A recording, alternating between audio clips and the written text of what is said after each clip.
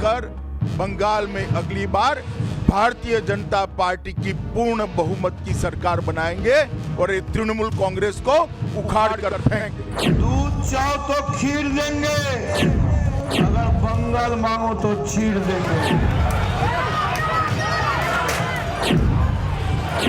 এগিয়ে কারা তৃণমূল, লড়ছে কারা তৃণমূল, লড়বে কারা তৃণমূল।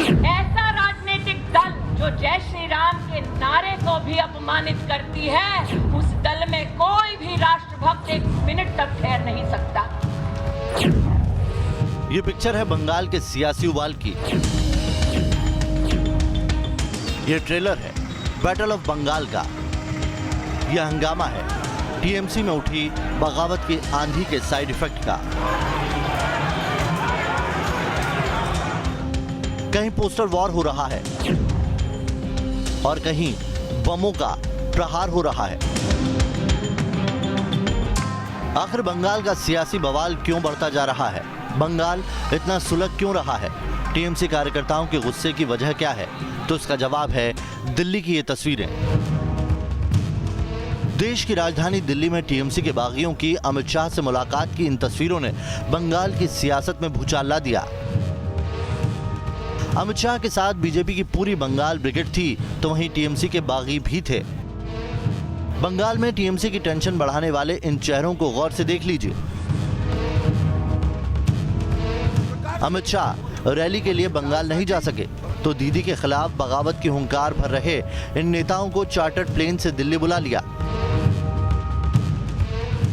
और अगले ही दिन हावड़ा के डोमजूर में बीजेपी की रैली में इन्होंने बीजेपी का झंडा उठा लिया। टीएमसी में मची इसी भगदड़ पर अमित शाह ने ममता पर यह तंज कसने में देर नहीं लगाई कि आने वाले दिनों में ममता बनर्जी अकेली रह जाएंगी। जिस प्रकार से बड़ी मात्रा में तृणमूल कांग्रेस के नेता, कम्युनिस्ट पार्टी के नेता, कांग्रेस पार्टी के अच्छे अच्छे नेता भारतीय जनता पार्टी ज्वाइन कर रहे हैं, चुनाव आते आते ममता जी आप पीछे मुड़कर देखना, आप अकेली खड़ी रह जाएगी, कोई और साथ देने वाला आपके साथ नहीं होगा। तो क्या ममता बनर्जी की फाइटर की इमेज पर बीजेपी का पलड़ा भारी हो रहा है? क्या आने वाले दिनों में ममता का टीएमसी का कुनबा बिखर जाएगा? क्या टीएमसी में बगावत की आंधी से ममता के पैरों के नीचे से सियासी जमीन खिसक जाएगी? इन सवालों के जवाब आने बाकी हैं। लेकिन शनिवार को टीएमसी के 3 विधायकों समेत 5 कद्दावर नेताओं ने बीजेपी का दामन थामकर ममता को बड़ा झटका दे दिया। पाला बदलने वालों में पहला नाम ममता के पूर्व मंत्री राजीव बनर्जी का है। दूसरा नाम बाली की विधायक वैशाली डालमिया का है।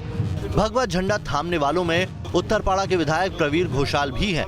तो वहीं हावड़ा के पूर्व मेयर रथिन चक्रवर्ती और रानाघाट के पूर्व मेयर पार्थ सारथी चैटर्जी भी शामिल हैं। ममता के किले में बीजेपी की इसी सेंधमारी ने बंगाल की सियासत में उबाल ला दिया, तो वहीं बीजेपी का जोश हाई कर दिया। टीएमसी के इन्हीं बागियों के दम पर अमित शाह बंगाल में परिवर्तन की हुंकार भर रहे हैं। टीएमसी को उखाड़ फेंकने के साथ ही बहुमत की सरकार बनाने का दावा कर रहे हैं। बंगाल में अगली बार भारतीय जनता पार्टी की पूर्ण बहुमत की सरकार बनाएंगे और ये तृणमूल कांग्रेस को उखाड़ कर फेंक देंगे। आज इतने सारे लोग विगत 3 महीनों से तृणमूल कांग्रेस छोड़कर भारतीय जनता पार्टी ज्वाइन कर रहे हैं। ऐसा क्यों हो रहा है? इसका कारण क्या है? मैं मानता हूं कि ममता दीदी ने इसकी थोड़ी मीमांसा करने की जरूरत है। तो ये 10 साल में क्या किया तृणमूल कांग्रेस ने? मां, माटी और मानुष का नारा अदृश्य हो गया और उसकी जगह तानाशाही, टोलबाजी और तुष्टीकरण का नारा प्रमुखता से दिखाई पड़ता है। बीजेपी पश्चिम बंगाल को हर हाल में जीतना चाहती है और बंगाल फतेह के लिए वो टीएमसी के ज्यादा से ज्यादा बागियों को अपने पाले में करने की कोशिश में जुटी है। बीते 45 दिनों में टीएमसी में हुई सियासी भगदड़ पर नजर डाले तो तो पश्चिम बंगाल में इस वक्त टीएमसी में भगदड़ सी मची हुई है और वहां पर एक के बाद एक न सिर्फ विधायक बल्कि कई बड़े नेता और मंत्री तक बीजेपी का दामन थाम रहे। आपको बता देते हैं पिछले 45 दिनों में क्या क्या बंगाल में खेल हुआ है, सियासी उठापटक हुई है। तो पिछले 45 दिनों में टीएमसी में बगावत की आंधी से चल गई है।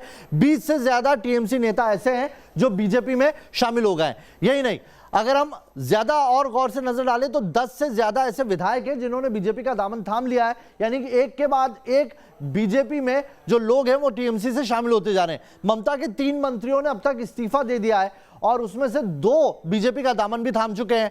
उम्मीद यही की जा रही है कि आने वाले वक्त में और लोग होंगे जो टीएमसी से बीजेपी की तरफ रुख बढ़ाएंगे, हाथ बढ़ाएंगे। आइए आपको बताते हैं वो बड़े नाम कौन से हैं जो एक एक कर बीजेपी का दामन थाम रहे हैं। तो पाला बदलने वालों में दीदी के जो मंत्री हैं उनमें 15 दिसंबर 2020 को शुभेंदु अधिकारी ने इस्तीफा देकर बीजेपी का दामन थामा। अब वो बीजेपी के मंच से जब भगवा झंडे की पैरवी करते हैं तो उससे टीएमसी को बड़ा आघात लगता है। यही नहीं, आगे बढ़े हम तो शुभेंदु अधिकारी एकमात्र नाम नहीं है। 5 जनवरी 2021 को लक्ष्मी रतन शुक्ला ने इस्तीफा दे दिया है। हालांकि अभी उनका रुख क्या होगा वो समझ में नहीं आएगा। इसके अलावा जो दीदी का दामन छोड़ने वाले हैं उनमें राजीव बनर्जी भी एक बड़ा नाम है। 22 जनवरी 2021 को इन्होंने इस्तीफा दिया था। कई दौर की बातचीत हुई इनकी और फिर इन्होंने दिल्ली में आकर गृह मंत्री अमित शाह के सामने अब बीजेपी का दामन थाम लिया है। तो एक के बाद एक कई लोग हैं जो पाला बदल रहे हैं और ये पाला बदलने वाले लोगों के दम पर ही बीजेपी सोच रही है कि वो आगे बढ़कर बंगाल के अंदर अपनी सियासत कायम कर लेगी। टीएमसी के दिग्गज नेताओं के भगवा रंग में रंगने की शुरुआत 2019 के लोकसभा चुनाव से ठीक पहले शुरू हुई थी। पहले टीएमसी प्रमुख के दाहिने हाथ रहे मुकुल रॉय ने बीजेपी का दामन थामा। उसके बाद से ये सिलसिला चलता आ रहा है। लेकिन शुभेंदु अधिकारी समेत टीएमसी के 7 विधायकों और एक सांसद के बीजेपी में शामिल होने के बाद इसमें काफी तेजी आ गई। 1.5 साल में टीएमसी के 4 सांसद और 14 विधायक बीजेपी के पाले में शिफ्ट हो गए और अब तो विधानसभा चुनाव से पहले दीदी के दिग्गज साथी उनको टाटा कह रहे हैं। कभी ममता के सिपह सालार रहे शुभेंदु अब भगवा रंग में रंग चुके हैं और ममता बनर्जी के खिलाफ हर रैली में करारा हमला बोल रहे हैं। टीएमसी को प्राइवेट लिमिटेड कंपनी बताने वाले शुभेंदु ने तो ममता के सियासी कुनबे के पूरी तरह बिखरने की तारीख भी मुकर्रर कर दी है।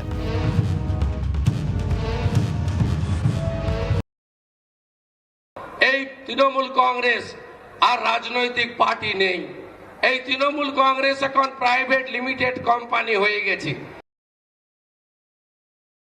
तो क्या ममता की बंगाल की सत्ता से विदाई की स्क्रिप्ट तैयार है? बंगाल के इस चुनावी चैप्टर में आखिर टीएमसी में दीदी के अकेले पड़ने के सवाल से लेकर बंगाल में सियासी बवाल तक की इनसाइड स्टोरी क्या है? क्या टीएमसी में मची ये भगदड़ ममता बनर्जी की सत्ता की हैट्रिक की राह का रोड़ा बन जाएगी? बंगाल के चुनाव में कौन कौन से फैक्टर हैं इसकी भी तफ्तीश करते हैं। ममता बनर्जी की पार्टी में इस वक्त बड़े पैमाने पर भगदड़ मची है। पुराने साथी टीएमसी छोड़कर बीजेपी के खेमे में जा चुके हैं। माता की, भारत माता की। पतझड़ की तरह टीएमसी के नेता पार्टी को अलविदा कह रहे हैं। तो इसकी बौखलाहट भी टीएमसी कार्यकर्ताओं के गुस्से की इन तस्वीरों में साफ नजर आ रही है।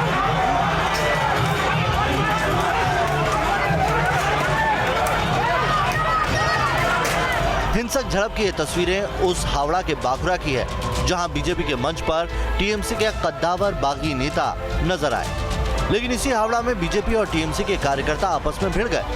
हमले का आरोप टीएमसी समर्थकों पर लगा। इस झड़प में कई लोग जख्मी भी हुए।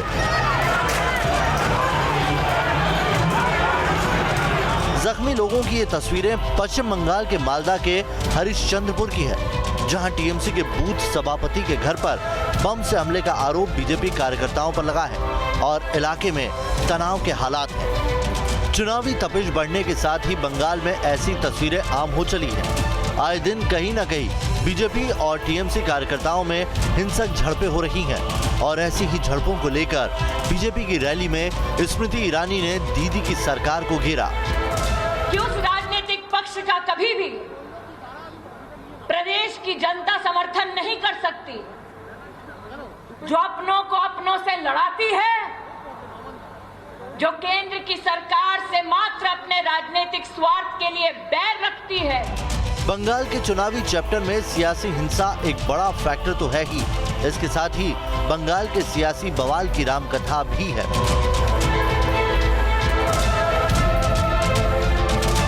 बीजेपी की ओर से जय श्री राम नारे लगे तो ममता ने जवाब में नारा दिया हरे कृष्णा हरे राम, विदा हो बीजेपी वाम। हरे कृष्ण हरे हरे तृणमूल घरे घरे। ये दो नारे ही बंगाल में श्री राम के नाम पर हो रही राजनीति को बयान कर रहे हैं। बंगाल के सियासी अखाड़े में स्मृति ईरानी ने टीएमसी के बागियों के दम पर बंगाल में राम राज स्थापित करने का दावा भी कर दिया। ऐसा राजनीतिक दल जो जय श्री राम के नारे को भी अपमानित करती है, उस दल में कोई भी राष्ट्रभक्त एक मिनट तक ठहर नहीं सकता। जय श्री राम के नारे को लेकर बंगाल में बीजेपी और टीएमसी के बीच सियासी तकरार जारी है। अपने सामने जय श्री राम का नारा पश्चिम बंगाल की मुख्यमंत्री ममता बनर्जी को बिल्कुल भी गवारा नहीं है, फिर चाहे वो कोई आम आदमी से हो या फिर मंच पर खुद प्रधानमंत्री ही क्यों ना मौजूद। कुछ ऐसा ही हुआ 23 जनवरी को नेताजी की जयंती के मौके पर कोलकाता में, जहां जय श्री राम के नारे से ममता बनर्जी आग बबूला हो गई और भाषण देने से ही इनकार कर दिया। नहीं, मेरे को तो लगता है कि गवर्नमेंट का प्रोग्राम का कोई डिग्निटी होना चाहिए। एक गवर्नमेंट का प्रोग्राम है, कोई पॉलिटिकल पार्टी का प्रोग्राम नहीं है, ऑल पॉलिटिकल पार्टी का और पब्लिक का प्रोग्राम है।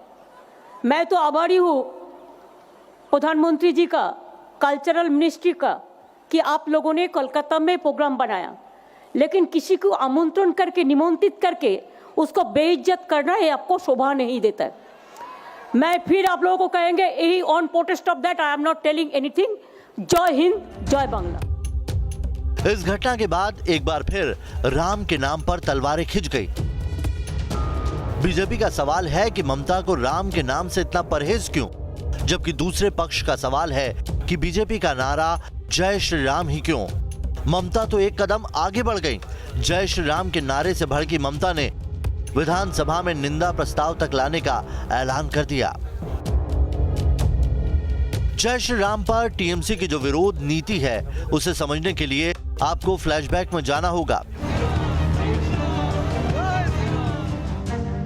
इन 3 तस्वीरों के जरिए समझिए कि जय श्री राम का नारा बंगाल चुनाव में कितना बड़ा फैक्टर बन चुका है। सवाल यह है कि जय श्री राम का फैक्टर चुनाव में कैसे काम करेगा। माना जा रहा है कि जय श्री राम के नारे के विरोध के पीछे ममता की तुष्टीकरण वाली राजनीति है, जिसके जरिए वो बंगाल में मुस्लिम वोटों को हासिल करती रही हैं। बंगाल में 30% मुस्लिम मतदाता हैं। पॉलिटिकल पंडितों के मुताबिक ममता को अल्पसंख्यक वोट के छिटकने की आशंका सता रही है। बंगाल की राजनीति के जानकारों के मुताबिक जय श्री राम पर ममता का गुस्सा उन्हीं का नुकसान कर रहा है और बीजेपी के हिंदुत्व के एजेंडे को नई धार दे रहा है। जैसा कि हमने आपको पहले बताया, बंगाल में 30% से ज्यादा मुस्लिम आबादी है। इनमें 3 जिले ऐसे हैं जहां मुस्लिम बहुसंख्यक हैं। मुर्शिदाबाद में 66%, मालदा में 51%, उत्तर दिनाजपुर में 50% आबादी मुसलमानों की है। तो वहीं कई जिले ऐसे हैं जहां जीत हार मुस्लिम वोटर ही तय करते हैं। दक्षिण दिनाजपुर में मुस्लिम आबादी 25% है, जबकि दक्षिण 24 परगना में 36% और बीरभूम में 30% मुसलमान रहते हैं। अब तक ये वोट बैंक एकमुश्त टीएमसी को वोट करता आया है, लेकिन इस बार हालात बदले हुए हैं और जय श्री राम के नारे से ममता की चिढ़ की बड़ी वजह भी यही है।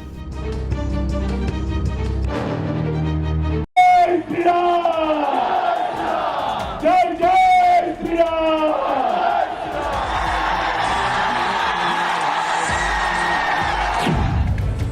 जय श्री राम के जयकारे से बैर के पीछे ममता के मन में कहीं ना कहीं ओवैसी की एंट्री और फुरफुरा शरीफ के मौलाना अब्बास सिद्दीकी का भी फैक्टर है, जिन्होंने हाल ही में अपना नया राजनीतिक संगठन बनाया है। जाहिर है ममता कोई रिस्क नहीं लेना चाहती। मैं किसी का नहीं हूं, ना कभी किसी का रहूंगा। इंशाअल्लाह ताला मैं तुम्हारा था और तुम्हारा ही रहूंगा इंशाअल्लाह।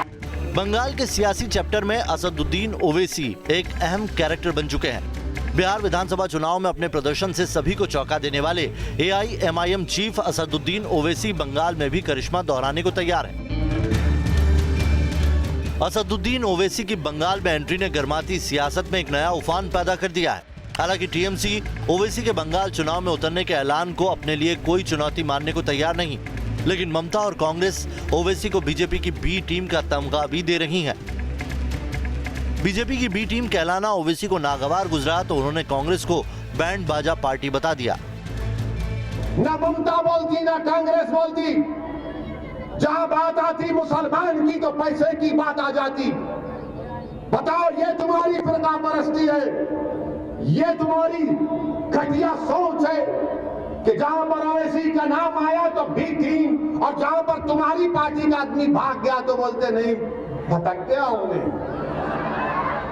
वापिस आ जाता उन्हें। फिलहाल पश्चिम बंगाल में चुनावी माहौल काफी गर्म हो चुका है। जीत किसकी होगी ये कहना काफी मुश्किल है, लेकिन इस समय केवल एक रुझान साफ है और वो ये कि इस चुनाव में सीधी टक्कर सत्तारूढ़ टीएमसी और बीजेपी के बीच है।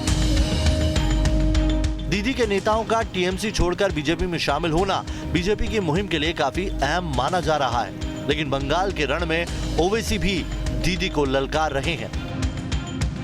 हम इलेक्शन लड़ने जा रहे बंगाल को, तो ये बैंड बाजा की पार्टी, जिसको कभी कांग्रेस पार्टी भी कहा जाता था, ये लोग शुरू हो गए।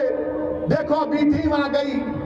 अच्छा, उन्होंने काफी नहीं थे तो ममता बनर्जी भी शुरू हो गई। ओवैसी ये, ओवैसी वो।